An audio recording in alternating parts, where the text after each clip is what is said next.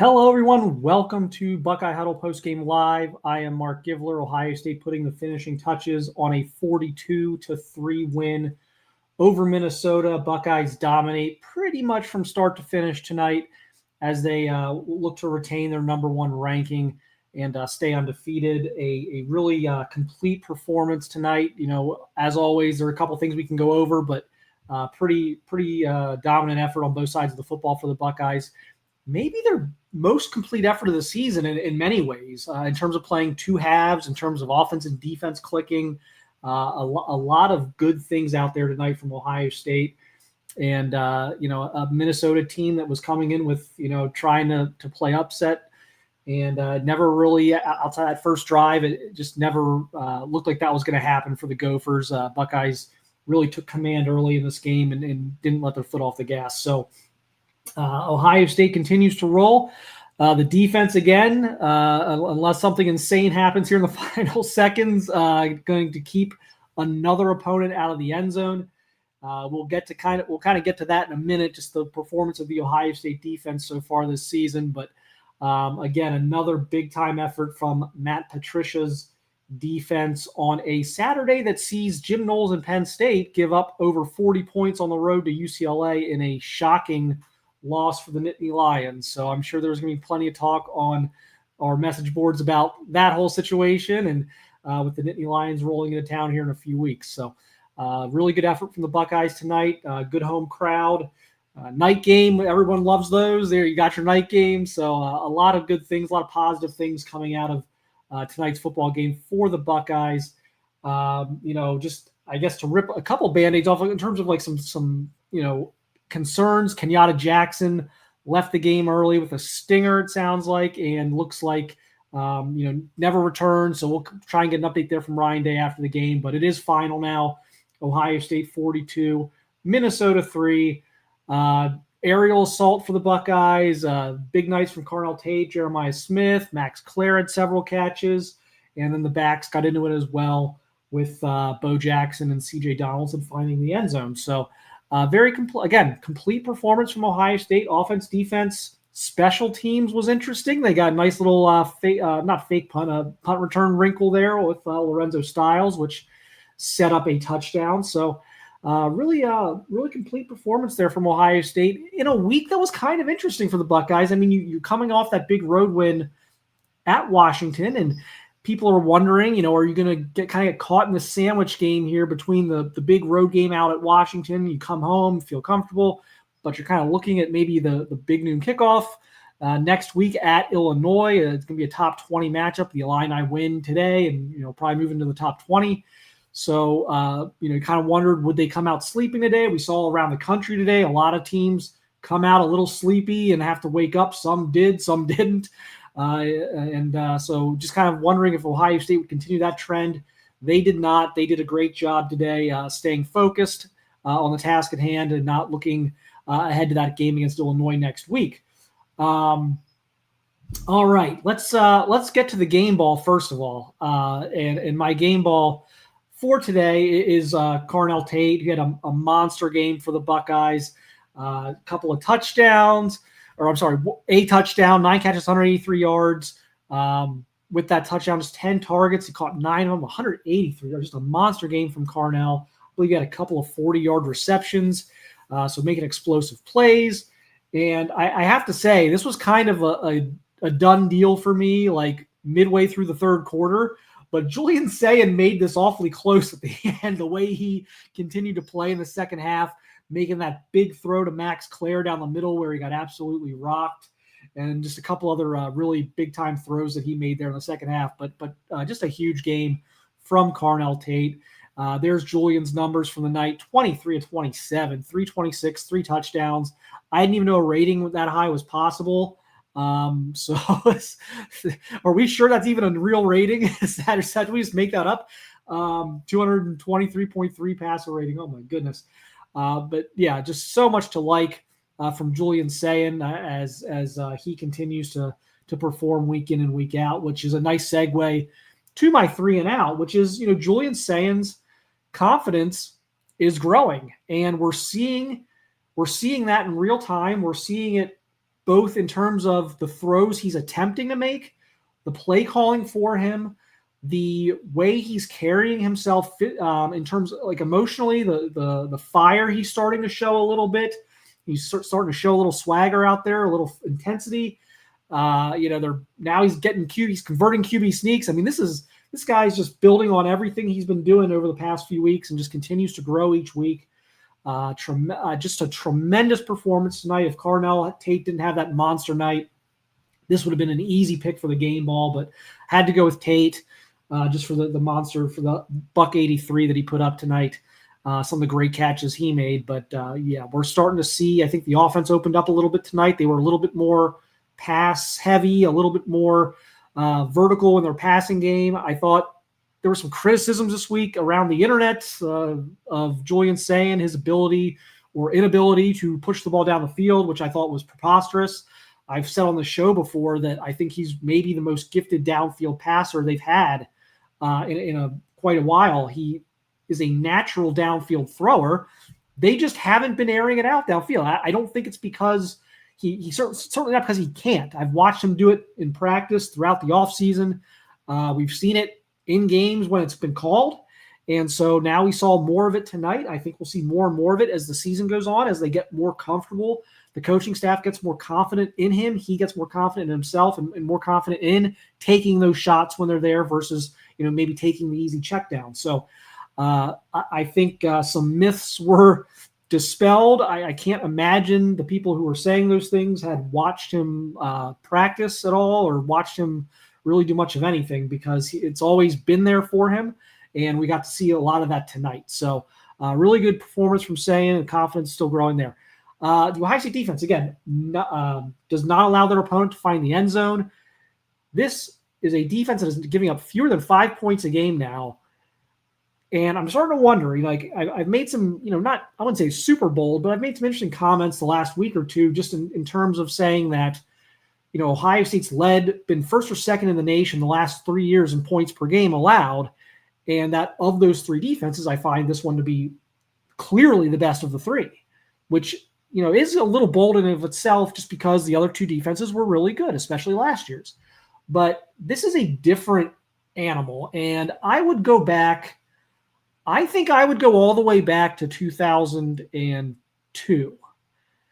And I think you could make some arguments. 2005 was a great defense, but I think 2002 is maybe the closest thing in recent memory. Obviously, if you go back before that, 98 was a great defense, but I think this is the best defense Ohio State's had in more than 20 years. And there's a lot of reasons for that. It's done differently. Like 2019 was a great defense. 2019 did things in such a different way. 2019's defense was essentially predicated on Chase Young being a complete game wrecker, coupled with a couple of really good players in the secondary, most notably Jeffrey Okudah, being able to lock down receiver, being able to lock down a team's number one receiver, and then Chase Young just wrecking things up front. This defense does things a little bit differently. This is a defensive line by committee, in the sense that one day it may be Caden McDonald, one day it may be Kenyatta Jackson, one day it may be Caden Curry. You're not going to have that guy that gets 15, 16 sacks this year, at least not in the regular season. But you are going to have different heroes every night and different guys every night that step up. And it's a deeper unit. It doesn't have a Chase Young, but it's got 5 or 6 really good players on that front four. And I think in some ways that can make it more difficult to game plan against when you don't really know who to pick on or where to go. When you've got so many different guys, and they move them around much more than that defense in 19 did with Chase Young. You knew pretty much every snap where Chase Young was going to be. You don't know where Caden Curry is going to line up from snap to snap. You don't know where Caleb Downs in the secondary is going to be from snap to snap. I mean, he played Mike linebacker a lot tonight, essentially. So the versatility this defense has, the two aliens they have at linebacker are just, all due respect to some of those early 2000 linebacker cores, the size and length and versatility and explosiveness and just raw athleticism of these two, I think is like beyond comparison that we've seen at Ohio State recently. And then you throw in a secondary that's got like 3 stud corners, the best defensive player in the country in Caleb Downs, and a rising star in Jalen McClain, and with depth behind it. And I just think this is the most complete defense they've had. Now, they've got a lot to prove still.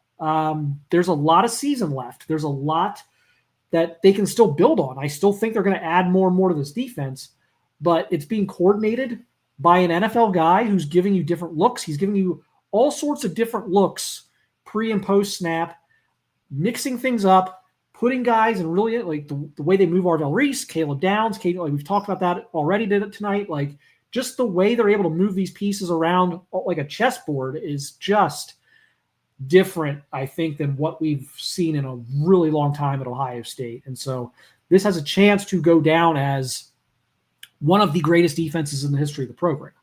If they continue to play this level, it won't even really be much of a discussion. But, you got to think the points per game is going to go up a little bit. Can they sustain 4.5 points a game or whatever it is for an entire season? I tend to think not. Eventually, you're going to get at least into the playoffs and play somebody and give up a couple touchdowns probably. But it's just been really a treat to watch this defense so far. And you're just excited to kind of see what they're going to do next. Illinois is going to be a nice test next week. Their offense is actually very good this year. Their defense was supposed to be really good. Their defense has not been as good as it was supposed to be. Offensively, though, Luke Altmaier's got things going. They're running the ball pretty well. They got some receivers, I think one through the portal and some other young guys stepping up. So that's going to be an interesting challenge, I think, for this defense next week. But, boy, this is just, I watch this defense every week, and it's suffocating. And you better get them right out of the chute. You better get them with those, like that first 10 plays that maybe you've scripted or you've really worked hard on all week, and maybe have different wrinkles that you're showing that you haven't shown yet that you're going to throw out there and try and catch them off guard. Because the minute that ball is teed up and you've shown them a few things, the adjustments are just unbelievably quick. I mean, it's just crazy how quickly they clamp down. So we'll be debating this, I think, throughout the season, just like the hierarchy and kind of where this defense can stack up in not just recent history at Ohio State, but really like the last 50, 60 years. But this has the look of an all-time great defense. So we'll get to the third part of this quickly, but I want to do a halftime stat comparison. This was the situation at halftime, 21-3. Obviously, it was Ohio State. It was 277 to 111. The rush yards, only 21 rush yards to Minnesota with Darius Taylor back, so that was significant. I thought they got a great performance out of the defensive line tonight in the run game. Caden Curry obviously continues to be outstanding. Kenyatta Jackson was noticeable before getting hurt. Zion Grady, we got to look at the true freshman, had some nice reps. Caden McDonald continues to plug the middle. And I don't know how much it showed really in the box score, but I thought Edric Houston was more noticeable tonight in the last couple of weeks. So I think maybe some progress there was nice to see from Edric Houston. But again, just total domination statistically.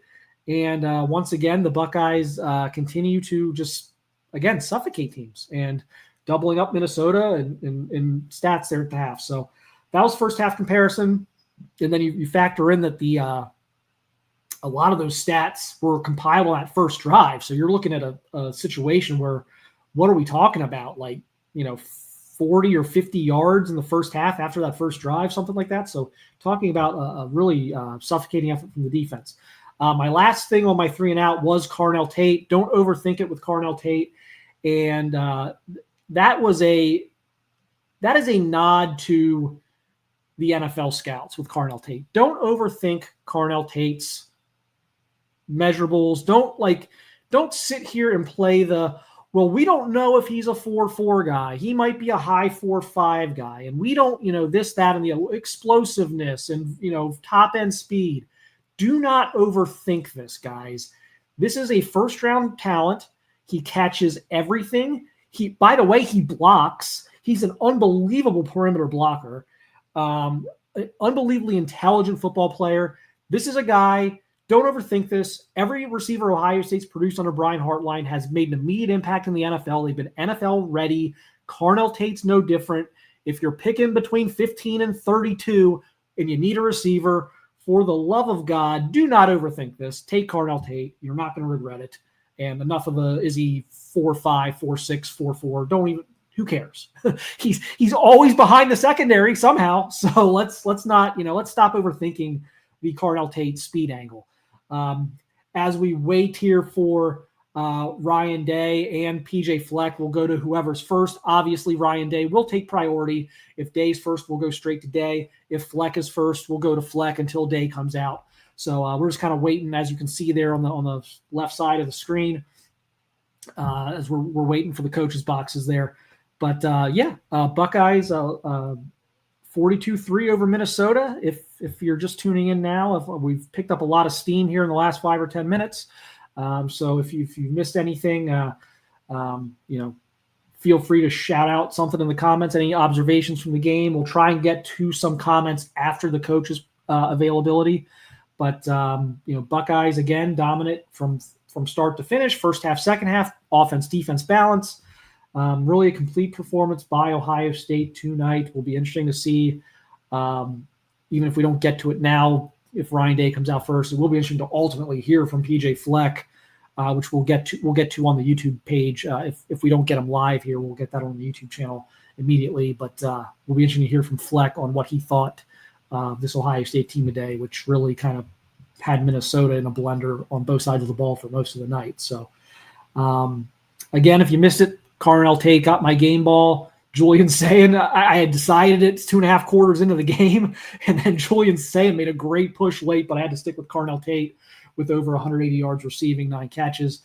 Jeremiah Smith, 2 more touchdowns as he continues to rewrite Ohio State's receivers book, which will, they might as well call the Ohio State record book the Jeremiah Smith book here in about 18 months. He's going to hold every relevant receiving record in the history of the program here in the next year and a half. So he continues to work his way up the leaderboards, and Julian Sayin continues his improvement. So, again, a lot to like from the Buckeyes tonight.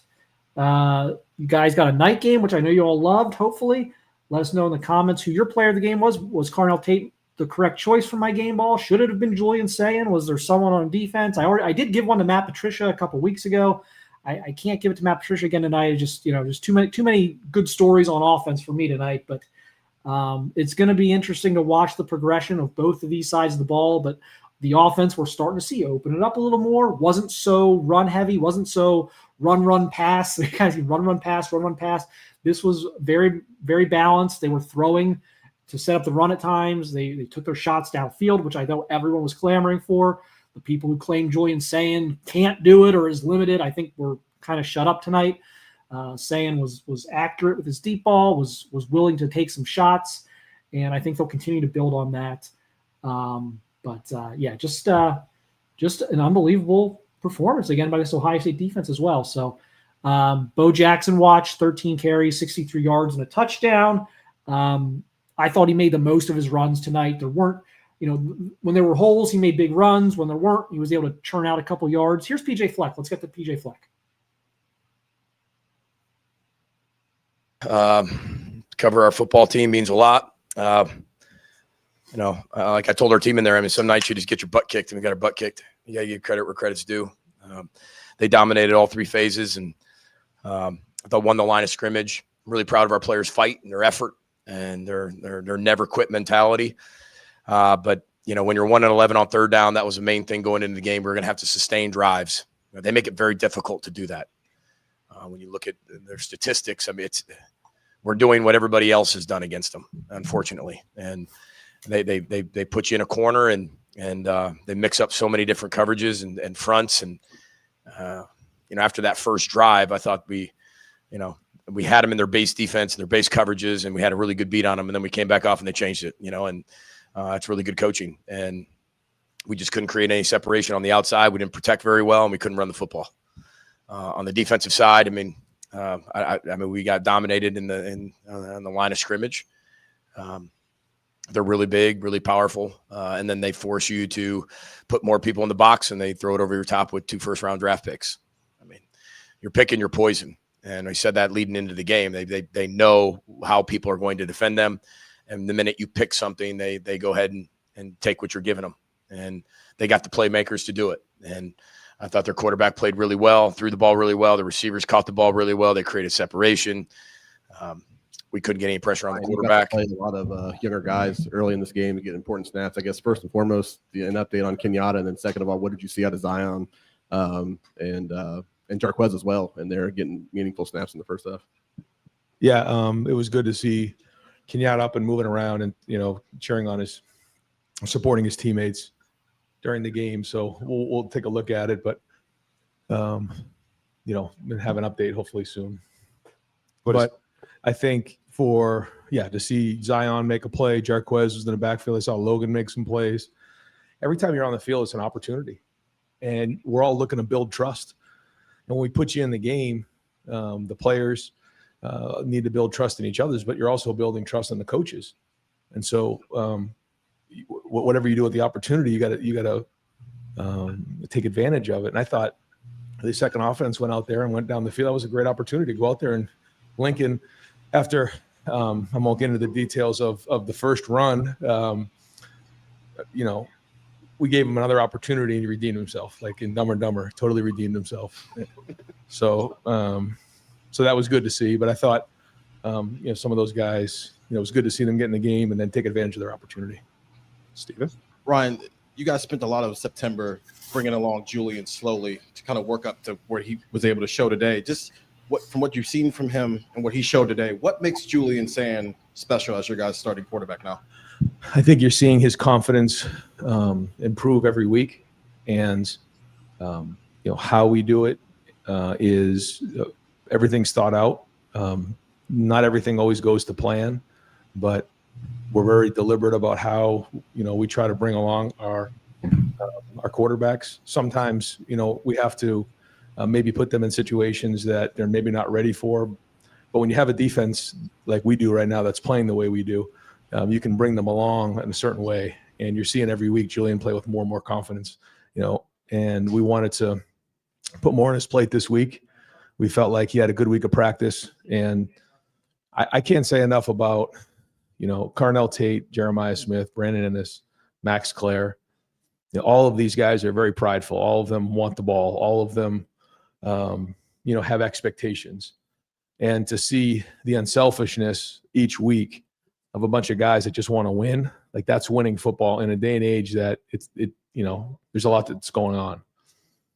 I think, I don't think it's even close that Jeremiah Smith is the best offensive player in college football. If it's close, I'd like to know who it is. But when you're a receiver, it's different than when you're a quarterback. And coverage can dictate different things, but Jeremiah just keeps playing over and over again, has an unbelievable attitude. And I know the fans appreciate that, but it's also good to hear, I think, from us coaches, just, how he practices every day. And the same thing with Carnell. Carnell's seen Jeremiah do a lot of different things, and now you're seeing Carnell take the next step. But he does that every day in practice. He does a lot of the dirty work. He does a lot of the blocking, and now you're seeing him show up.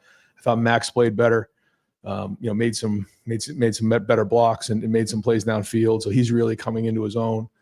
But to your point with Julian, I thought some of the throws downfield were very, very accurate, made good decisions. Again, saw it well. But when you can be accurate underneath and get the ball out quick, but then also down the field, that's when our offense can really be clicking on all cylinders. So we're going to watch this film and see some things that we're frustrated with. We know where we need to go and got to keep getting better. You keep hearing me talk about that because that's just the way it goes. You have to upgrade every week. But I do think that Julian's confidence is building, and I think his teammates, their confidence in him have continued to build over time. And again, I give the offensive line credit for working and straining to give him time back there. I give the running backs credit for their protection and also the receivers for their work every day in practice, because that's how it works. That's how teams get better. And so we have to continue to recognize that, because it's not normal. And that to me is what's going to make the difference for where we need to be. They go over here to the right to Spencer and then onto the left side to Cameron Teague Robinson. You kind of talked about it a little bit with Carnell, but with him having a career day, how important is it for you guys as an offense to kind of remind the defenses that are coming up that, you can try to take Jeremiah away, but you can do this? And then can you just talk a little bit about Carnell in general today? Well, I think that's the thing, because someone can say, hey, we're going to put 4 guys on Jeremiah. I mean, you could do it,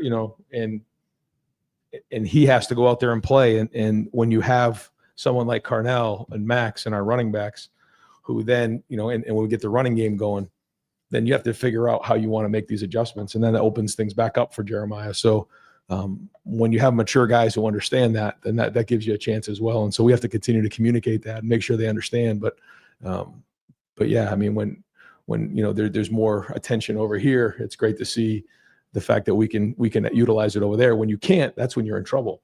And so that's why we have to make sure we're balanced in the end. Go to Cameron Teague, and then right next door to Rob Aller. Right. Obviously, Brandon had that fumble against Washington, but you guys brought him back and said, you're still our guy. Just your thoughts on the way he did back there as a punt returner, and then obviously had the throw to Lorenzo that kind of sparked that play, kind of what went into that as well. Yeah, Brandon is a captain. He is a competitor. He's a baller, and nobody was sicker than him about that fumble.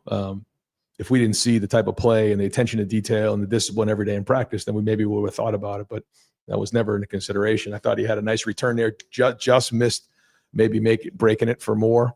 But he's a guy who played quarterback because out of necessity in high school, and we saw something that we liked in Lorenzo. Play wide receiver at Notre Dame, as you know, and so we thought that maybe if we had the right look and the right situation and the right hash, that we could set something up. Doesn't always work the way you draw it up, but it was good to see the guys execute it and put it on the field because when you can use special teams as an advantage like that. And I think it was it just under 40 yards of field position. That's a big return for us. So, we got to keep trying to figure out ways to make an impact on special teams, but that was well executed. Just a couple more, go to Rob, and then over here to Austin. Yeah, real quick follow on that. Is there any thought to saving those kind of plays, or is it put something on tape to let other people have to game plan that? When you put something in, it's like I've done it before. You save it and it never gets run. So it's like, I feel like, well, let's come up with something new for the next time. Let's have a couple of these different things that we can go to based on situations because you just never know when these things are going to arise. And we can't worry about the score of the opponent. It's about us. So it's our job as coaches to be creative and keep coming up with things that can help us be explosive. And that's our job. But, but it's also good to see those guys execute that kind of, it gives them confidence to know that, we can do other things. Yeah. Every week there's upsets. You have avoided that for the most part. What's the secret sauce? Well, the first thing is it has nothing to do with our opponents. You've heard me say that before, and I guess it sounds cliche and boring, but it's true. We don't save things for, other opponents because maybe we've circled them on it's about our training. And we believe that if we train harder than anybody else in the country and prepare harder than anybody else in the country, that shouldn't matter who we play. And so this year it's been interesting because, you start with Texas and then you have Grambling, then you go Ohio, then you go to Washington, now you're home against Minnesota. All of those weeks should have been the same. How we train should be the same. It's about us. The only people we believe that stopped us is us. And that's the way we look at it. Easier said than done. You have to have a bunch of guys that buy into that and believe in it. And you got to credit the players for showing up regardless of the opponent week in and week out. And that to me is what, if you want to be great, you have to be great all the time. Otherwise you're not great. You're just somebody that shows up every week and you don't know what you're getting. So that was a message to our team because it's about an identity, and if your identity is, that you want to be great, that you want to be consistent, that whatever those things are, we have a list of what we want to be. You have to do that every week. Otherwise, that's not who you are. It's just what you can be. And we talk to our guys a lot about that, but there has to be buy-in. And I think our guys do buy into that. Now, it doesn't mean anything. We got to go on the road against Illinois next week. It's going to be a bear. You saw what happened in college football today. You got to bring it every week. And the team that's desperate and the team that's hungry is going to win the game. And it's our job to make sure it doesn't take a loss to make sure we are hungry and desperate. But these guys are still kids. And so you got to keep hammering home. But I do think the confidence is there. And I do think even when you watch their offense kind of drive the ball down the field early, there was still no panic by the coaches, by the players, forced them to 3 and then played great the rest of the game. We'll do 2 more. We'll go to Austin and then to Steve Hellwagon. And then we'll bring in Julian Sayin.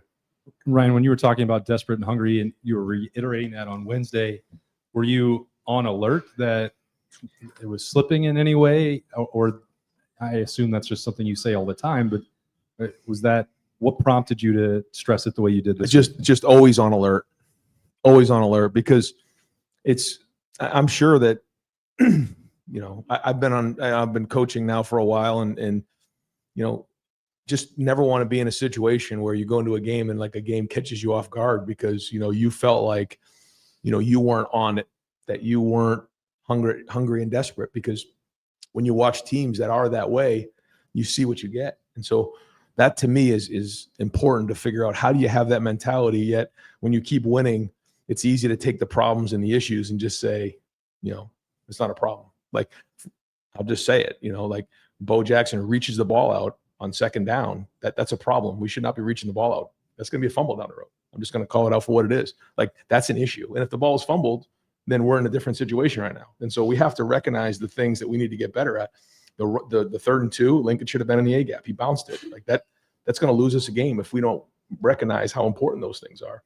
I love those guys, but we got to get them fixed. And really that goes to the coaches. We got to get that straightened out. We got to practice it better. We got to drill it better. We got to hold them accountable. So those are the things that, when you're chasing greatness, you have to be all over, and you got to take them serious. And it can't be after a loss when all of a sudden everybody starts sitting up straight in meetings, or you're going to get burnt. So like they say in the Navy SEALs, when you think you got it, you're about to get it. And we're far from where we need to be. So we have to stay hungry every day. You got Lorenzo Styles in the back there, and we'll wrap it up with Steve Hellwagon. Yeah, Coach. The Ohio State notes, not sure you're aware of this, said with your win tonight, you've eclipsed the winning percentage of Newt Rockne, who is the all-time winningest coach percentage-wise in college football history. You don't qualify because you don't have 10 years in yet, but you're on the right path, it seems. Just what do you attribute 7 years of this and where you're at right now? I'm glad you brought that up, because this is the last game I'll ever be coaching at Ohio State. I'm going to hang it up, and that's it. I'm going to do a walk-off right now. I appreciate being the coach here. No, a long way to go. It has everything to do with the players, the coach in this place. But it's when you recognize how long some of those coaches coached, and you recognize, what they went through, and, the seasons and the different changes, you just can appreciate how long they coached. And, some of these seasons here are like dog years at Ohio State, but I'm just fortunate to be here, and I know what the obligation is. I know what the expectation is, and so do these players and coaches. So we'll just keep swinging away. All right, Coach. Thank you. Yep. Appreciate it. And we're bringing Julian Sayin to the podium. We're going to start here in the front row with Bill Rabinowitz. Julian, last week, Washington prevented you from throwing deep with their coverage. How intent were you guys today on imposing your will and making sure you could get the deep passing game going, and how do you think it worked? Yeah, I think we had a great game plan from the coaches, and I think they put us in position to take those shots down the field. And it all starts up front with the offensive line. They did a great job protecting, and receivers made some great plays down the field. So I think it all clicked. But we're not where we want to be as an offense yet. We're still growing and developing each and every day. Go over to the left, Stefan. I don't know if you were listening when Coach Day was talking there, but he was talking about the upsets in college football, the kind of consistency and the buy-in from the team, and having the same approach every game. Why do you think this roster, this group of guys, has bought into that the way that they have?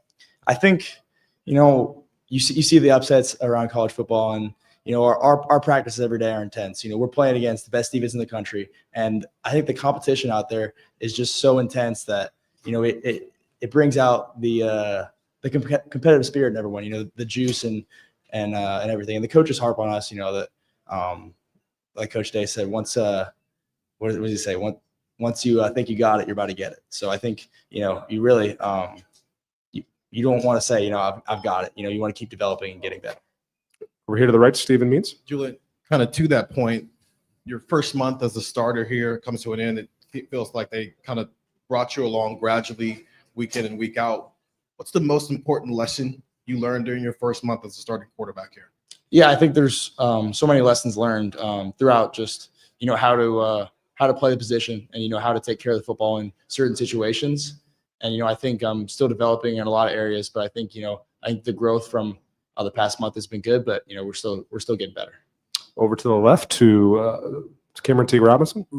Julian, we've heard from other quarterbacks in the past, Will, CJ, just how hard Ryan is on quarterbacks and the excellence he demands.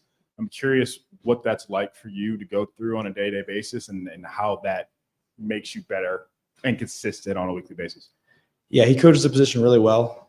In practice, he's very tough on us, and he wants to bring the best out of us. So, Tuesday, Wednesday, it's definitely very intense for the quarterback, and it makes your job a little bit easier on Saturdays because you have that pressure in Tuesday and Wednesday. You're playing the game throughout the week. You're playing you're visualizing the game, you're playing the game, you're visualizing, playing against the best defense in the country. And I mean, you've got Caleb down and Sonny Styles and Coach Patricia over there. So I think I think the competition in practice and the intensity that Coach Day brings is what helps the quarterback. We'll go over here to the right to Dylan Davis and then to Tim May. Julian, your deep ball looks fantastic this year. Obviously, you've hit on a lot of good ones. Obviously, there's a ton of work that goes into that throughout the week. But is that something that's almost like it's a natural talent to be able to throw the ball like that and drop it like you do? Or is that just purely a product of working on it? And have you always had that ability, I guess, even going back to high school? Yeah, I think, we focus a lot on it as a quarterback room and as an offense. Coach Day, we've talked about it a lot, throughout the summer and throughout the spring. We practice those a lot, and we kind of have a marker where we want to leave it. And the receivers do a great job of kind of holding their line and then making the play. The offensive line does a great job blocking. So I think it's all a collection of just the work we put in in the off season in the summer. Go to Tim May, and then we'll wrap it up with Patrick Murphy. Yeah, following up on that, June, you seem to have a pop on your fastball tonight too. I mean, the way you were very assured throwing some of those passes and stuff. Is this as comfortable as you felt yet being the starter in terms of just where the ball is going and who's catching it?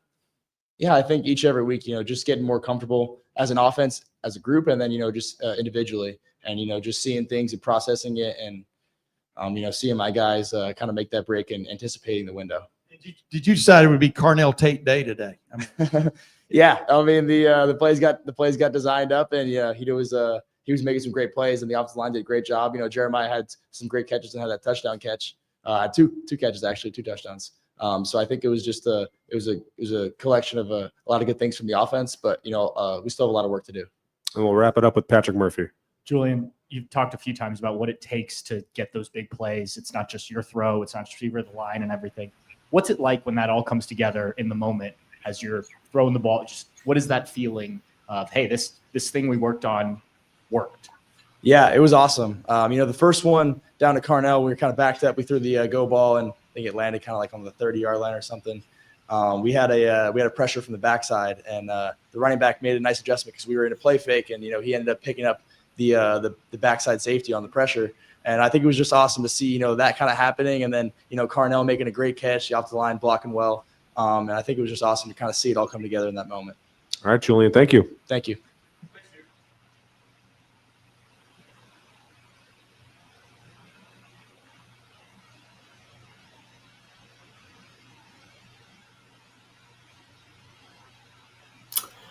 All right, so we just heard from Ohio State head coach Ryan Day and Ohio State quarterback Julian Sayin, as well as briefly from Minnesota head coach PJ Fleck. I guess we'll unpack PJ Fleck very briefly. We were able to get the first minute or two of him before Ryan Day took the podium. And it was just very complimentary of Ohio State, just complimentary of their coaching staff, really complimentary of Matt Patricia and the different looks the defense gives, and then just kind of, put his hands up on how you defend Ohio State, and talked about how if you take, if you bring your safeties up or you load the box, they're going to throw it up over top of you. If you show them too high, they're going to run until you decide to bring the safeties down. So it just a pick your poison thing, I believe, was what Fleck said a couple of times. So very complimentary from Minnesota head coach PJ Fleck of the Buckeyes. And then, of course, Ryan Day and Julian Sayin. It just the theme I kind of got from both of them was, yes, enjoy the win, but just kind of keep it kind of moving forward in terms of keeping it improving, making sure complacency doesn't set in. And that's going to be the recipe for this Ohio State team, is just not letting the complacency set in that can set in when you're beating teams 42-3, when you're not giving up touchdowns defensively. And so that'll be a key down the stretch. But, one thing I like about the makeup of this team, I've said this before in years past, and it goes against logic and reason a little bit, but I think there's something to it. I think the worst thing that can happen for a team that wins a national championship is to have everybody back. I think we saw that in 2015. I think we saw a lot of complacency in 2015 from Ohio State. I think we've seen complacency from a lot of teams around the country coming back from winning a title and having the same team kind of come back. When you win a championship and you're able to keep a core, 4 or 5 guys But you add these, 15 guys who haven't had their chance yet to really show what they can do. And you look at someone like an Arvell Reese, who's like in a money year for the NFL now, and Carnell Tate, who's in a money year for the NFL. And it adds an extra layer, a little edge, a little extra motivation to things, and I think prevents that type of complacency from setting in versus, returning 19 or 20 starters from last year's team and having to find new reasons to motivate and everything else. So I think they've got the right mix of core guys who have been through some of the battles and coaches who have been through the battles with this new kind of wave of young up-and-coming talent that is ready to kind of make their own mark on the game. And, of course, Bo Jackson being one of them, the emerging true freshman at running back, has been a revelation for the Buckeyes. We knew in the spring he was going to be a good one. We weren't sure when his arrival would happen, but it's here. So that's been a nice addition, obviously, to the offense, and gives them that mix of having three different backs where Jackson can kind of be the bell cow, and C.J. Donaldson can be the short yardage, and James Peoples can be the third down back. And this should help them very similarly to last year when you saw someone like Travion Henderson, who struggled throughout his career with injuries, largely because I don't think they always trusted the other backs in the room to give Henderson the breaks he may have needed during games, or the week off he may have needed at times. And now you see last year that 1-2 punch, and they stayed healthy throughout the year. When you have, when you can rotate 2 or 3 backs like this, it keeps everybody fresh throughout the season. So I think they're playing the long game here. Would it be nice? I'm sure, yes, for the stat heads who would like to see Bo Jackson get 20 carries a game and have 150 yards a game and put up the numbers and do the Maurice Clarett thing. Like, yeah, okay, that might be great. But in terms of winning a national championship, it's going to require you to play, like 15, 16 games. This is the way to do it. And so they've got that mix going right now, and they're getting production from all different players in the passing game. And the playoffs are, you got to get to the playoffs healthy. And then if you want to ride somebody, for extra reps or carries or touches or whatever it might be, that's when you kind of really go full throttle on that. But to keep this running back rotation going, keeping all the, you're playing 5 tight ends, you're mixing in some new linemen. They're Devin Sanchez is getting out there and playing in the secondary, and you're rotating up front. This is the new recipe for the 15-16 game schedule. This is just the way. It's very much an NFL model, and I think Ohio State's very fortunate to have a guy like Ryan Day who understands the NFL and is able to essentially take a lot of tips and strategies from the NFL and apply them to the college landscape. I think Ohio State's very fortunate they have someone who kind of understands the gauntlet of a 15-16 game season and what that means for players' bodies and availabilities and wear and tear. So let's see if we can get to some comments here in a minute. We're waiting obviously on Tom and Tony to get set up for the second half of our post-game show. But yes, I alluded to this at the beginning of the show. I'm sure, like I said, a lot of Buckeye fans probably noticed this today. I don't think I was telling anyone anything they didn't know. But Matt Rannells, our Matty Patricia isn't struggling, but sounds like Knowles had a long day. Yes, Jim Knowles had a nightmare of a day. Gave up over 40 points to UCLA in a shocking Penn State loss where the defense could not get off the field. UCLA marched up and down the field, had by far their season highs in many categories, well over their season averages and points and yards and everything else. UCLA essentially had their full game averages in the first half today against Penn State. So an absolutely stunning result. And it makes you, for people who were, hated the Patricia hire or, were concerned about the transition, I think a lot of those issues should be put to rest at this point. Sage, Ohio, it's a great day to be a Buckeye. Number 1 in the country, 42-3 home win, big road game coming up. Super excited to watch that Illinois game. I think Illinois is a good team. The Indiana game was a disaster for them, but I think that's going to be a nice test for Ohio State's defense with the way the Illini offense is playing right now. Mateo and Fuego, OSU defense absolutely smoothed tonight. I don't know if that was supposed to be smothered or smooth, but yes, Ohio State defense dominant. Julian Sayin is so adorable. Okay. he does look like he's like 8 years old. I don't know if he shaves yet, so I'll have to ask him at one of these press conferences if he shaves yet. But it's incredible how he's like the baby-faced assassin right now. Rob Schaller, defense is filthy. Absolutely. Yes. I don't know, Rob, if you were here or for people who weren't here at the very top of the show, I said, I think this is the best defense Ohio State's had since at least 2002. And I think there's potential that we are having longer form discussions about that in terms of just how far back may we have to go since Ohio State's had a defense this good, this deep, this balanced at all three levels, this versatile. There's a lot of things, they've got some tests they need to pass in the meantime before we start crowning them as like an all-time great Ohio State defense. But through this portion of the season, this is as good as any Ohio State defense I've ever seen. Could you imagine Matt Patricia's defense with 2019 game records? Wouldn't that be something as well? And we talked about that at the top. Like, they're doing it differently than in 2019. 2019 was Chase Young just wrecking games up front and Jeffrey Okudah locking down the other team's number one receiver. And they were winning games that way. He's had a really good secondary, and they had the game record up front. This is kind of defensive line by committee where it's a different guy like every single week who's having that big performance. And I think it actually makes it harder for opposing offenses to figure out what to attack. So looks like we're ready here for Tony and Tom. I'm sure they'll get to more of your questions, more of your comments. Tony, Tom, go ahead and take it away. In the first half of the show, we will take it from here.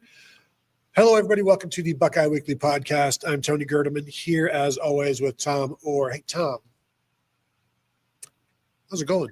Tony, that was about as exactly as I've expected a football game to play out, as a football game has played out in a long time. I think when Minnesota won the toss, took the ball, I'm like, oh, they've got something here. They think they've got something. And then they went down and they kicked the field goal. I was like, oh, okay. You and I both picked Minnesota to score exactly 3 points. And that was the moment that I was like, I bet we're both going to be exactly right. I think that was it. That was their punch. And they took their swing. Right. And it was like, well, good try. We'll see you next week. They're just trying to avoid the shutout and then just run the clock out from there. Yeah, that was a drive where let's see what happens after the script is done. And we did. And frankly, once you get into the red zone, that now the real trouble begins against the Ohio State defense. 42-3 for the Buckeyes. Tom, second week in a row, an Ohio State opponent is 1 for 11 on third downs. Does that have anything to do with how good the defense is? We'll have some sound bites later on in the show from PJ Fleck. We got to take just a little bit of PJ Fleck's press conference before Ryan Day came in, and you sort of got a sense for the general tone of his comments, which was basically, we got a good football team. The problem is that's an incredible football team. I think the word he used was an exceptional. We got a really good football team. That's an exceptional football team. And it's really, this is kind of James Franklin Saturday. And this is like the James Franklin postgame press conference where he's like, we're great. We need to be elite. Minnesota was really good, which is not great, but they're really good. But it was very clear they were completely outclassed. Like, they just got whooped on the line of scrimmage. And Fleck talked about the fact that they were down 14-3, and he went for it on 4th and 1 in their own end. And he basically, this is one of these sound bites you'll hear later, but he basically said, yeah, man, what do you want me to do? Like, I can punt it, and then they're just going to have a 90-yard touchdown drive instead of a 45-yard touchdown drive. That doesn't really accomplish anything. Give it a shot. You lost at the line of scrimmage. Ohio State won that play. Ohio State just kind of dominated the game. We do have a super chat we got to punch up here. Mike Farino says, Tim, Tony, you have heard of the backup quarterback is better than the starter controversy, but you've heard of the backup offensive line is better than the starting offensive line controversy / sarcasm. Yeah, well, we did see Josh Padilla go in at right guard this week instead of Ethan Onionwa for a moment or two. We saw Ian Moore for like one snap after. Philip After- Daniels lost his helmet. Yeah. Tore his own helmet off for a change. Oh, is that what happened? So yes. His helmet popped off and there wasn't a flag, and I thought that was weird. How did that I happen? think it's just, he did it on his own maybe.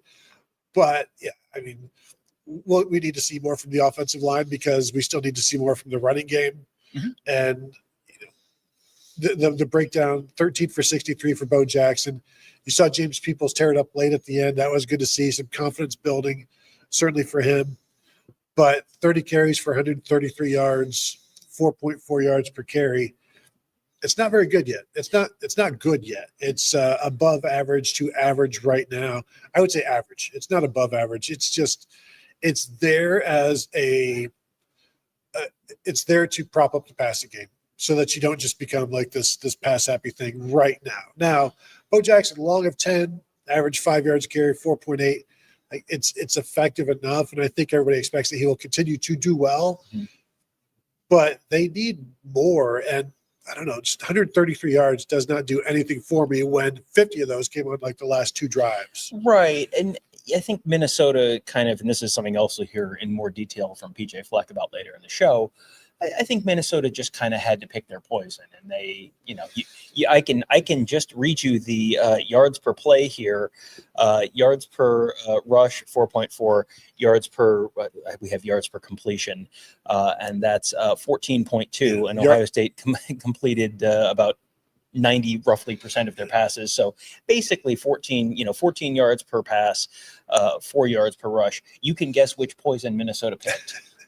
Yeah, still deadly. Yes. And it was hemlock. It was the Carnell Tate poison, 9 for 183. He had catches of 44, 48, and 49. That would have been a real good goal prediction. 3 sequential catches of more than 40 yards. That would have been a 3-pointer. Got to see, this is Max Clare's best game as a Buckeye. 5 catches, 63 yards. He got to be used more than just on the sideline, immediately step out of bounds because the throw is heading you that way. So they used him in some good ways. Jeremiah Smith gets his customary 2 touchdowns. I thought this may have been Julian Sayin's best game throwing the ball because he was, I don't know if he took it personally that some people were calling out his deep passing recently, but he was on point. This was, Tim May said it, and we were talking, we always bounce stuff back and forth. He's like, because he asked Julian, you really had to zip on your fastball, and then we were talking about that during the game. It's like this looked like a very strong-armed quarterback showing off his arm. Yeah, the throws were there. There was not a lot of. There was one where Tate was kind of behind the defender and kind of had to slow down. It was bad throw, and I'm doing the air quotes where he had to come back, and instead of a touchdown, it was merely a 40 whatever yard completion, which is, if that's bad, there are a lot of people that would sign up for bad. But it felt like this was, you kind of had the, okay, you're going to show something else. And I don't know if that's Julian taking it personally necessarily as much as Ohio State, the offensive coaching staff wants to show that, okay, they can do this, they can do that. You're putting some stuff on film. You're making it so that people can't just, we're just going to sit on the 3 things that we know they can do. And so now you're putting some more stuff on film. I mean, you saw it on special teams too. Like you didn't have to do the throwback punt thing, but the fact that that's out there now, that's certainly going to probably slow down some punt coverages and spread out some punt coverages a little bit more, which might open something up later down the road. That was a good play because I was watching the replay, waiting to see, like, is Lorenzo Styles just hanging out? It's like, no, he ran, down there to get that throw. It was a perfect throw from Brandon Ennis. One guy keeps them from making that a touchdown. So it was good to see actually the special teams won their battle, which, are they a 500 team this year in the Ohio State special teams? They're actually relatively high up in, I think, FEI. I can pull it up, but they were they've made most of their kicks, and I know Jaden Fielding missed a 52-yarder today, but they've made most of their kicks. They haven't had any real debacle plays on special teams, really. They've had, they gave up a long kick return to Washington, but that was a kick return out to the 40 or whatever it was. It wasn't a 100-yard return, anything like that. They've been fine on special teams, and I think there was the general reaction to the throwback on that was, oh, look, they're trying on special teams now. And it's like they don't have to. This is not a team that has to win on special teams. They just have to not lose on special teams. Yeah, don't be a detriment, and everything else should be fine. Mm-hmm. And even if you are a detriment, generally that's just going to be a 28-10 win instead of a 31-3 or something like that. But overall, just a completely dominating effort by the Buckeyes. We're talking a little bit about the running game, and Kevin's in the chat asking if people are concerned about the running game. As Mozart's Ghost said, I am concerned about it, yes. Maybe not if they would give Bo 25 carries. They want to save him for later. That is one issue, I think, when you want to build the running game and get it going, but you won't let anybody build up a sweat. And he had 13 carries. C.J. Donaldson only 3. James Peoples came in, cleaned up at the end. Isaiah West had 1. Like, I don't know that you're going to get anybody going. And really, in a 42-3 game, and there's going to be more 42-3 games, I don't think it's important. But still, you would like to see some domination of the running game. And you saw they went over 200 against Ohio, and of course Grambling. But against Minnesota, is 133 yards against Minnesota equal to, like, what's that mean for next week against Illinois? Because I don't think it means more. No, it unless doesn't. they're more serious about it and they hit a home run. Right. It doesn't mean more against Illinois. I think Illinois, well, it might mean more against Illinois because Illinois might decide to take away the pass instead of the run. And then, this is not a concern to me right now, but I would also kind of like to have, the drive where they run the ball for 8 yards and then they run the ball for 6 yards and then the band plays that song that sounds like a train and then they run for 8 yards again and it's just, you kind of get the ball rolling. Like they had 2023, they had a drive right after halftime, I think, up in Ann Arbor where it was like Chip Trainin was in and they just were like boom, boom, boom, boom, boom, right down the field. And then they stopped doing it. But you'd like to see that type of drive. Just sort of know that it's in there because you really haven't seen it. You've seen the Bo Jackson 64-yard run, and that's great. Like I'm sure they would take one of those too. But you'd kind of like to see at some point them have just the 6 yards, 8 yards, 5 yards, 9 yards, 4 yards, 7 yards. I mean, just kind of just methodical, boom, boom, boom, maybe run a little tempo. They didn't have to do that today, so they didn't do that today. Do you think that's in there, or do you think this is they haven't done it because they can't necessarily do that right now, or they can't do that, or they don't feel real confident that they can do that? Well, Ryan Day said today that they don't save things for other teams, but they also don't break everything out for one particular team. So I think there's still, I know there's still more to the running game, and it is a long season, and they ran the ball pretty well in the playoffs when they needed to. I think Texas held them, but they went over 200 against Notre Dame in the championship game. So they saved some things, and we'll see what kind of flourishes, like having Carnell Tate in the backfield twice today, where he was available to be a pitch man if needed at some point, was interesting there. So they're still adding to things. I don't know. We'll see what the breakdowns are of 12 and 13 personnel. They scored at 14 as well, but they still have some room to grow. Super chat from Mike Farino. I'm very sorry about messing up your name, Tom. It's actually, I think it's funnier. We should just have calling me Tim is good. Making the same typo in your name and calling you Tiny, that's better. I'm not demanding it. I'm just saying, listen, if you understand comedy, if you understand super chats. Yes. Fun fact, Patricia and Ohio State have given up fewer points through 5 games than Knowles gave up in the first half alone to UCLA today. That was 27 points to UCLA in the To be fair, Tom, I believe UCLA is really good this year. I mean, of all their wins this year, that was certainly the best one today. Yeah. How many? I feel like we need to have the one bad game does not mean Jim Knowles is a bad defensive coordinator. Jim Knowles, you look at the track record for Jim Knowles over multiple stops at multiple schools in Ohio State. And, I know every time a coach leaves, immediately they are a bum. And believe me, we will let you know when a coach leaves and they are a bum. We have had that conversation before. Jim Knowles is a great defensive coordinator. That was a full system failure for Penn State. That was not just offense. That was not just defense. That was not just special teams. That was not just coaching. That was just, the end of the Matrix where he like basically like Yeah. shuts it down and just like everything just kind of goes. Brrr. That was Penn State football today. Oregon should get a half a win. Oh, 100%. Yeah, that's Oregon has now beaten Penn State 1.5 times this year, Yes. no question.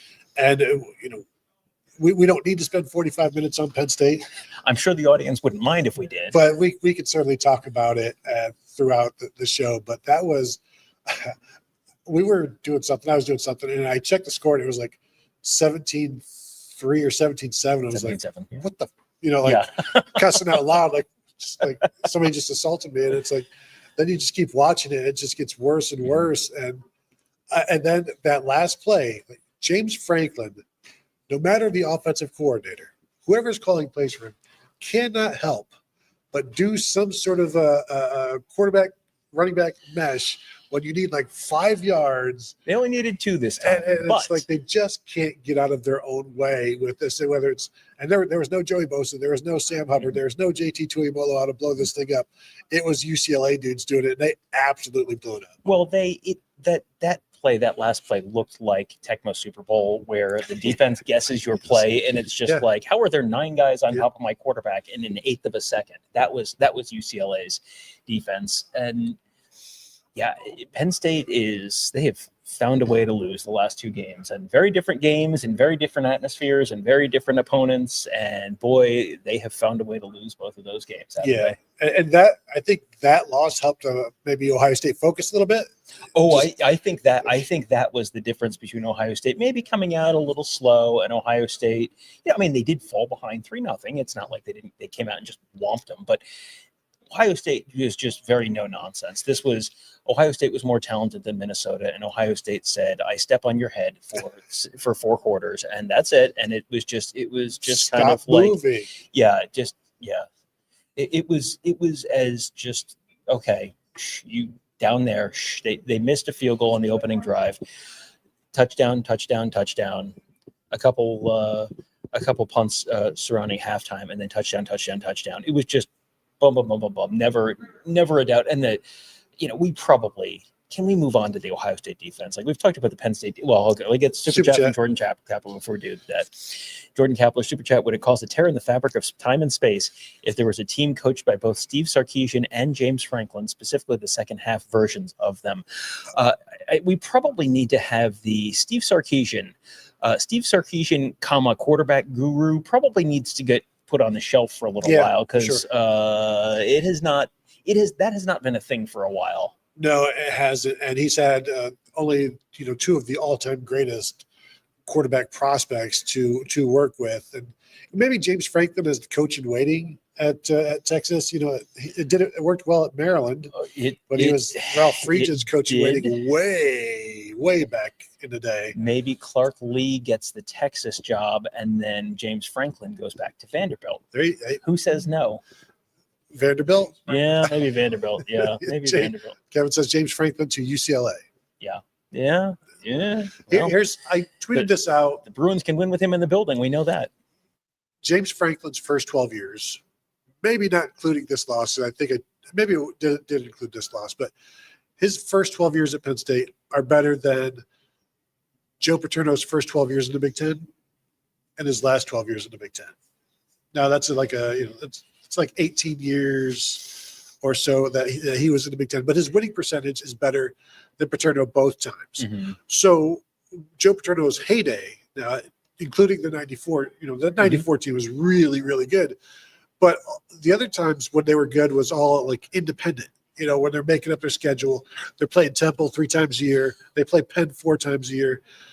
And that was that's no longer modern football back when Penn State was an independent. So since modern football, James Franklin has been better than Joe Paterno. Now, I say that because did Joe Paterno get them as high as they could be when they joined the Big Ten? Like, is there still room there? Yeah. Or is James Franklin getting them to the Final Four last year? Like, can they win a national championship? I didn't think Michigan could. Michigan found a way to do that. I think that they also were helped by one of the weaker Final Fours. Among other things. but to do that in a 12-team playoff, Penn State was very close to making it to the championship game last year. Yes, they were. But to get to the semifinal, they played SMU and Boise State, which is, that was the absolute perfect season for Penn State because they reached the semifinals. They went to the Big Ten championship game. They had a reasonable performance in the Big Ten championship game. And no one changed their opinion on James Franklin one iota because it was like, yeah, he made the college football playoff semifinals. Who did he beat to get there? Well, and you look at Penn State. You're talking about the 94 Penn State team. They had some great teams in the late 90s too. 97, that team that beat Ohio State 31-27 in Happy Valley. 99, they were the number one team in the country for a while. I think they might have lost to Minnesota, and that was I believe so. But then, that was out of the blue. I just pulled. Yeah, I have that up. They lost 24-23 to Minnesota, actually. But yeah, but the 97 team, the 98 team, the 99 team, they all lost 3 games. So James Franklin losing 2 games a season, that's actually an improvement in some ways. Now, it's boring. It's stale now. And now, if you were bored of that, well, good news. He's got a whole new thing for you. And Joe Paterno did beat Ohio State from time to time. Yes, he beat Ohio State in 97 and in 99. In 2005. 1994. Yeah, so they got that. And that's something that James Franklin, frankly, hasn't. And so I understand all of the frustration. What I would say is recognize who you are. Yeah. Well, I don't know when Penn State fans are going to get to acceptance. I'm going to guess they're still in anger right now. Yes, they very much in anger. The last time, I think, the last time a top 10 team lost to an unranked team in the Big Ten was maybe like one of these stats. The last time was the Franklin, the 9 overtime game that we watched in Indiana in 2021. almost getting late for the game because we're just sitting in the hotel watching all of these overtimes. So some rarefied air as James Franklin joins James Franklin. Yeah. Bad losses. Yeah. We should get back to Ohio State because they also played a football game today of less consequence than the Penn State one, but not that you would have expected that beforehand. The Ohio State defense. Yeah. Man, oh man, the Ohio State defense. And Penn State, Minnesota is limited. Minnesota they are an is what it is kind of team. And we watched Minnesota play Rutgers last week and came away very impressed with Drake Lindsay, and he completed 80% of his passes or whatever it was, and 341 yards and a couple touchdowns. And Jalen Smith had a 74-yarder, and he was like, oh boy, they have some weapons there. They can't run the ball at all. They couldn't run the ball at all against Rutgers, and we knew they weren't going to be able to run the ball at all against Ohio State. But they couldn't throw the ball either. They couldn't do anything against this defense. And you mentioned the opening drive, 13 plays, 66 yards on the opening possession. The next that got you through the first half of the first quarter. After that, 3 plays, 8 yards, 3 plays, 2 yards, 5 plays, 19 yards, 3 plays, -6 yards, 5 plays, 17 yards, 3 plays, no yards, 3 plays, -1 yards. And then in the fourth quarter, when they got to, when it got into the fourth quarter and Ohio State had, officially made them go squish, it was, it's 35-3. And at that point, they put together 10 plays, 52 yards, 5:29 off the clock of just kind of, they were in no hurry. The game was long over at that point, and it was just kind of, okay, well, and then they ran the ball, and it was, congratulations, great job. The Ohio State defense, I keep waiting for someone to go, aha, we have, Matt Patricia has run out of tricks, or someone has figured out, okay, well, here's, okay, now you've seen it, and now you know when he does this. I mean, he does not seem to have run out of tricks, and he does not seem to have run out of good football players. I was just counting up the passing stats in that first drive. I believe Drake Lindsay threw for 65 yards on that first drive. Oh, 66 yards. 66 yards on the first drive, 28 yards the rest of the game. That's in the last 3.5 quarters, 28 yards passing. That's pretty good. That's great. That's some good defense, and the coverage was there. It's not like he was constantly pressured, but the way these guys are covering right now has been very impressive. There's nowhere to throw the ball for the most part, and you can't be so accurate that you're dropping dimes because there are no, there's no room for the dime. Right. It's right. the smallest coin, and there's no room for it. Right. Yeah. No, there was nothing for long stretches, and Minnesota basically had, they couldn't run the ball for the first, there was like after that first drive, I think there was one point where Ohio State had not run the ball particularly well, but the rushing yardage was like 40-6. Minnesota couldn't run, and it wasn't like Ohio State was piling up a ton of sacks. It was just they couldn't run the ball at all. But on the other hand, they couldn't throw the ball at all. So it's impossible to say whether they had a good night or not. They could punt because that Australian dude was booming them a couple of times, Yeah. but yeah, this was just a complete suffocation and an annihilation. I want to get to one of the PJ Fleck sound bites real quickly here. And this is the one that is PJ Fleck on Ohio State defense. That's the first one we're going to get to. This was, he was asked sort of, hey, what, was this a good experience for your offense, basically? And, the answer turned into him talking about Matt Patricia and the Ohio State defense. So let's let you hear a little bit from, and PJ Fleck is a little bit verbose. So Yes.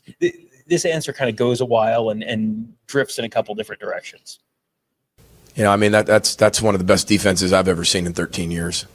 And I mean that because I never met Coach Patricia. I got a chance to see him after the game, but it's not just the players and the depth. That's exceptional.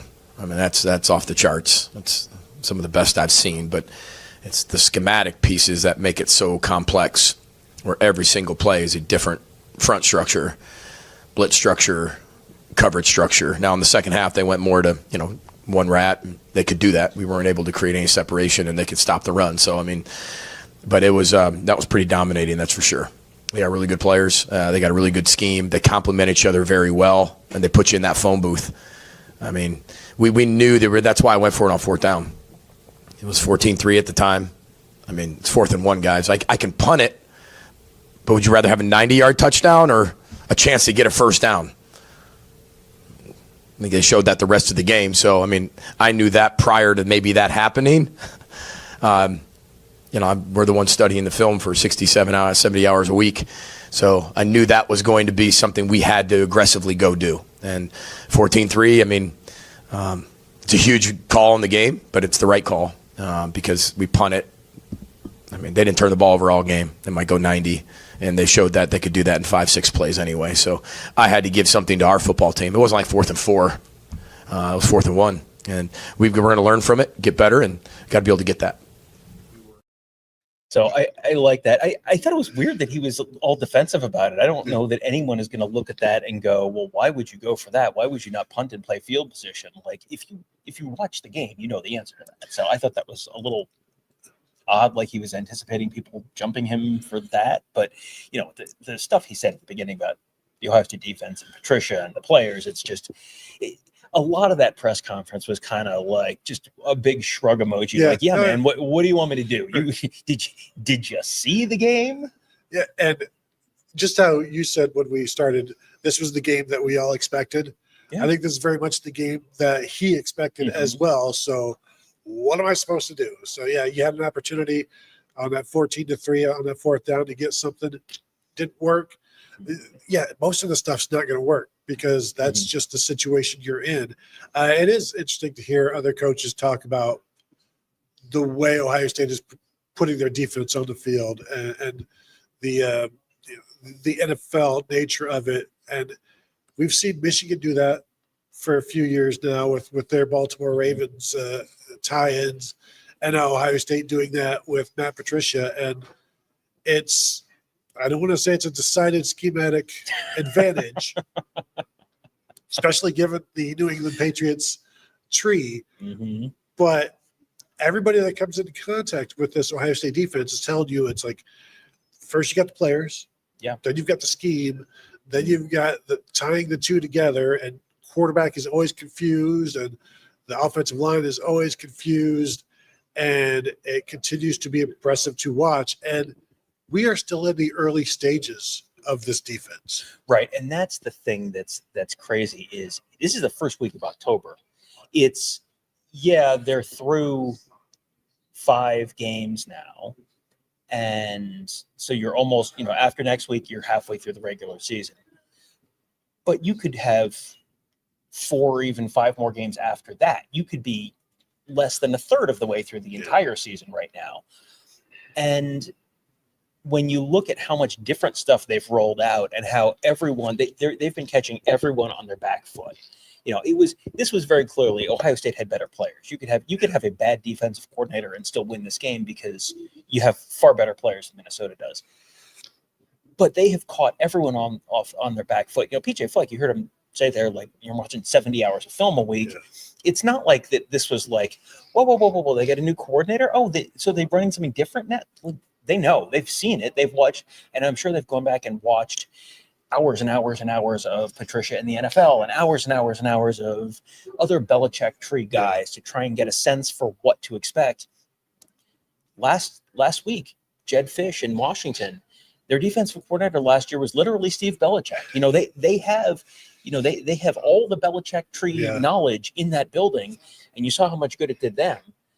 They've given up 0 touchdowns in the last 2 weeks. They gave up the one kind of fluky one to Ohio, and before that, they gave up the one in kind of not quite garbage time, but kind of, it wasn't garbage time, but it was 14-0, and it was in the final 4 minutes of the game where you're playing probably a little more conservatively because you're just trying to keep it in front of you.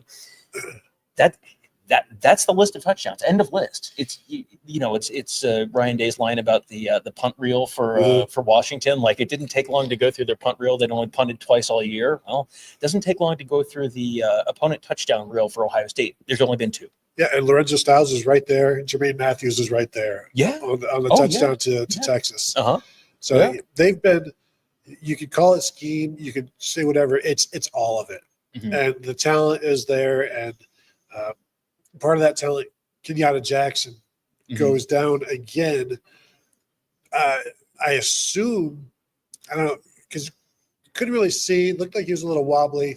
I don't know if it was he banged his head on hitting the quarterback, which strange to see that happen. But if that's a second possible slight concussion of some sort, that's a concern moving forward for him. But other than that, overall, like, there was, what's the worst thing that happened to the defense today? I don't know. Not, they were on point the entire time. Yeah. I had someone say that it was maybe a stinger and not a concussion, which it could be. He looked unsteady on his feet. So whichever one it was. Yeah. If that was about the worst thing that happened to the defense. The stinger would make more sense because he hit his shoulder on the quarterback. Right. And you don't really see somebody get their bell rung by hitting the quarterback that way. Yeah. And he was out there, they took his helmet, which is what they would do probably for either of those. So I don't know that that's useful information other than he wasn't going to come back. We knew he wasn't going to come back. He came back out after halftime without shoulder pads on. Like, he was very clearly done for the day. But no update from Ryan Day. No update from Ryan. Okay. Well, that's again, that's information that doesn't tell us anything because they don't generally provide updates on any of that stuff. But yeah, the defense on the whole just was very good again. And we've done a lot of this talking about like good players and Matt Patricia's scheme. But I think the players deserve some credit for how well they're executing the scheme. And, this is not, you're doing stuff that's different and new and maybe a little more complicated than what's been done in the past. And the players have just absorbed it all. And to your point, they've given up 2 touchdowns and it wasn't like, well, they had one spectacular bust where all the players were running in the wrong direction and 3 guys ran out of bounds. And no, it's been, the touchdown pass against Texas, Jermaine Matthews, to your point, was right there. I mean, missed the ball by 6 inches or something like that. And then Lorenzo Styles was right there and just didn't get the guy on the ground. And, and then it turned into an extended play, but that wasn't a ball thrown into the end zone either. That was a ball thrown to the 35-yard line where you thought maybe they'd get him down. And then you see what happens to teams when they get into the red zone. No one has scored in the red zone against Ohio State yet this year. Or scored a touchdown against. I mean, that's insane. It's early October and they haven't played nobody. Right. They haven't, I think the Texas game is starting to take on a little bit of a different look than it had week one. But Washington is a solid football team. Ohio is, they're a MAC team, but they're a solid football team. Texas is not terrible. Texas is not number one in the nation like they were coming in, but they're not terrible. Minnesota is not a great team, but Minnesota's fine. Minnesota's going to go to a bowl game this year. I think I called them the most 7-5 coded team in the history of college football, and they're going to go 7-5 this year, and they're going to go to a bowl game, and they'll be fine. And Ohio State hasn't just they beat them. They erased Minnesota. That was a team that's going to go to a bowl game. That was just they could have saved a lot of time by just not getting on the airplane and just saying 42-3, we'll take it. Yeah, right. Yeah. Just it's fine. We'll take that. We have not yet talked about Carnell Tate. Yep. Or in any great detail. The Carnell Tate game. But it was the Carnell Tate game in the early part of the second quarter, and then he kept going. Yeah, I know he had 115 or 150 yards receiving about halfway through the second quarter. Mm-hmm. And it looked like maybe they're going to try to get him 200 in the second half there, and it didn't quite happen. But 9 for 183, one touchdown, as we said, 44-yarder, 48-yarder, 49-yarder, 10 targets, 9 catches. You'll take that kind of action every time. 16th best wide receiver performance in terms of receiving yards with 183. That is pretty darn good. That actually is going to flow very nicely. The graphic says pick your poison. That is going to flow very nicely into the other PJ Fleck soundbite that I wanted to get to. And this one is titled PJ Fleck on pass defense issues. And he was sort of asked, hey, what went wrong for your pass defense? And this is another one where it's long and it kind of goes a couple different places. But his press conferences are you're gonna walk out of there going, well, I know what that guy thinks. He is not going to sugarcoat it. He's going to kind of tell you. So, okay, PJ Fleck, what went wrong with your pass defense? I'm not sure if it's necessarily pass defense issues, rather than just they have really good players, then they force you into doing something that makes you one-dimensional. Pick your poison. You'd be sitting here asking me the same question of why we gave up 9 yards a carry. It is what it is, and you're going back and forth. And when you're getting pressure on the quarterback, you can get some sacks in that situation. It would help. We just weren't able to get any pressure on the quarterback. So it's top down, right? So it works. All 11 guys working cohesively. It's not just pass defense or pass coverage or the corners or the safeties. We didn't get any pressure on the quarterback, which allowed those guys to run down the field, which allowed the quarterback to throw the ball unpressured, 50, 60 yards down the field to 2 first-round draft picks. If you could throw the ball 60 yards, you could probably do that with nobody pressuring you. And that's why it's all 11 working together. And again, it didn't matter what we called; they executed against every single call we made. So whether it was against the run or whether it was against the pass, so you got to give them credit too. This isn't like I'm sitting here saying, "Oh, we screwed." Like I said, we screwed it up, and they were better than us. They were better than Minnesota. PJ Fleck didn't seem to find fault with Ohio State's running game. He seemed to think whatever they did, it was good enough. The super chat that just went away from Rob H. In hindsight, do you think Ryan Day is wishing he had taken a harder look at Twitter before hiring Matt Patricia? Great question. Great question. Why not crowdsource reactions or possible reactions? Float a balloon. Ryan Day should just tweet out, hey, thinking about some names, maybe a Matt Patricia. What's the vibe? Vibe check. What is it? How you feeling about that? Would you like that? And that's one of those where you tweet it and then you close mentions. You just walk away from Twitter. That's what it would have been like. Well, if you look back at some of the additions that Ohio State has made, both through the transfer portal and in terms of coaching staffs, Bill O'Brien everyone kind of went, why on earth would you do that? This is a terrible idea. And Bill O'Brien wasn't here long enough to have any kind of a track record, really positive or negative. But he's gone on and he's done fine at Boston College. Will Howard, when Will Howard came to Ohio State, why is Ohio State taking in the runner-up in the Kansas State quarterback derby? And, why is Ohio, Philip Daniels, I mean, my expectation was, yeah, sure, bring him in. Why not? But he's not going to play this year. And then Josh Simmons. Was, San Diego State's right tackle is going to be your left tackle. Well, San Diego State's right tackle, who had the PFF grade of, he was basically the PFF equivalent of maybe get a crocodile in spelling. Like it was a disaster, and he had like the most penalized guy, and you're taking the right tackle from San Diego State who can't stop false starting and holding, and you're going to make, LOL, he's going to, and then, yeah, it turns out it was fine. Like it's, I think at this point, you kind of have to look at Mark Pantoni in the personnel department and go, you know what? I think these guys might know what they're doing. And you kind of have to look at Ryan Day. Not everyone hits, you're never going to bat 1,000 on assistant coach hires and on coordinator hires and all that kind of stuff. And Ryan Day has not batted 1,000 on it. Nick Saban had some clunkers. Urban Meyer had some clunkers. I mean, the greatest coaches in the world are not going to bat 1,000 on it. But of anyone, I think Ryan Day deserves about as much benefit of the doubt on any of this stuff as anyone. I mean, the last two defensive coordinator hires have worked out really well, and we'll see.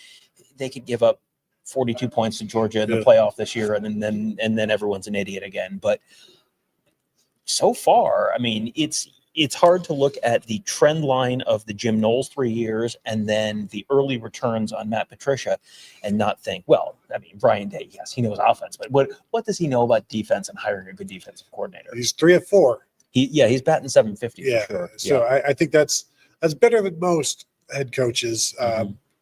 Jim Tressel had some clunker assistant coaches, defensive coordinators. Mark Snyder, that lasted 1 year where he's like, why don't you, Marshall's calling. Yes. Yeah. Let me call Marshall for you. Things like that. But he would keep his offensive assistants forever. Forever, other than like the good ones. Yeah. Well, yeah. And you go through the Ed Warren or Tim Beck years with Urban. I mean, that was one that worked until it didn't. Like they had back-to-back 62-point games and then a 0-point game that was just a couple weeks after that. I mean, and didn't do much against Michigan that year.